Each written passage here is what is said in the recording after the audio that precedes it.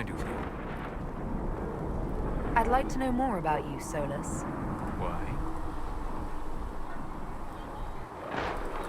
You're an apostate, yet you risked your freedom to help the Inquisition. Not the wisest course of action when framed that way. I appreciate the work you're doing, Solus. I just wanted to know more about you. I'm sorry. With so much fear in the air. What would you know of me? What made you start studying the Fade? I grew up in a village to the north. There was little to interest a young man, especially one gifted with magic. But as I slept, spirits of the Fade showed me glimpses of wonders I had never imagined. I treasured my dreams. Being awake, out of the Fade, became troublesome. Did spirits try to tempt you? No more than a brightly colored fruit is deliberately tempting you to eat it. I learned how to defend myself from more aggressive spirits, and how to interact safely with the rest. I learned how to control my dreams with full consciousness. There was so much I wanted to explore.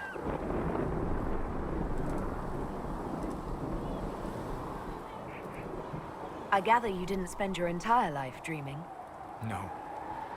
Eventually, I was unable to find new areas in the Fade. Why? 2 reasons. First, the Fade reflects the world around it.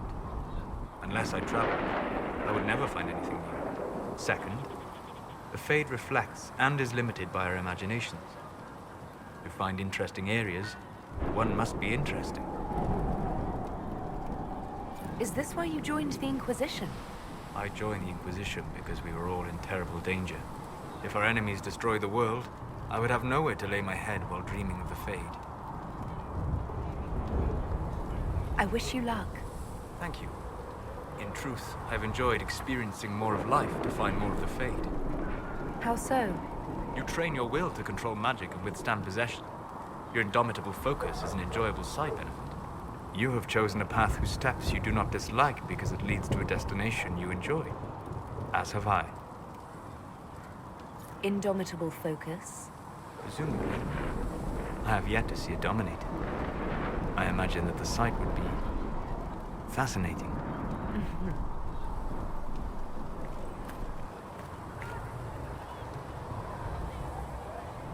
You said you'd traveled to many different places. This world, or its memory, is reflected in the Fade. Dream in ancient ruins, and you may see a city lost to history. Some of my fondest memories were found in crumbling cities, long picked dry by treasure seekers, the best of the battlefields. Spirits press so tightly on the veil that you can slip across with but a thought. Any place in particular? I dreamt at Ostagar. I witnessed the brutality of the Darkspawn and the valor of the Ferelden warriors. I saw Alistair and the hero Ferelden light the signal fire, and Logain's infamous betrayal of Kaelin's forces.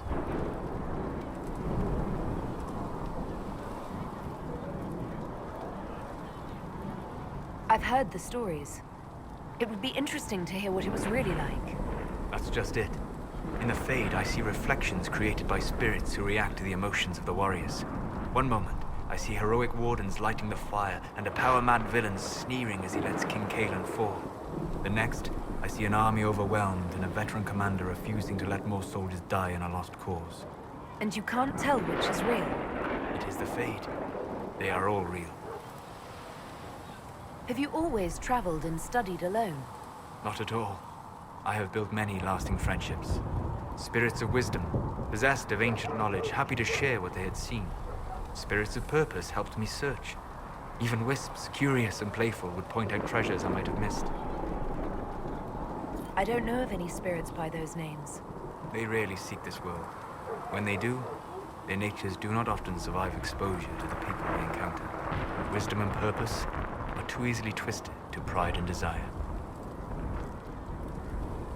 You're saying that you became friends with Pride and Desire demons? They were not demons for me. Meaning? The Fade reflects the minds of the living. If you expect a spirit of wisdom to be a pride demon, it will adapt. And if your mind is free of corrupting influences, if you understand the nature of the spirit, they can be fast friends.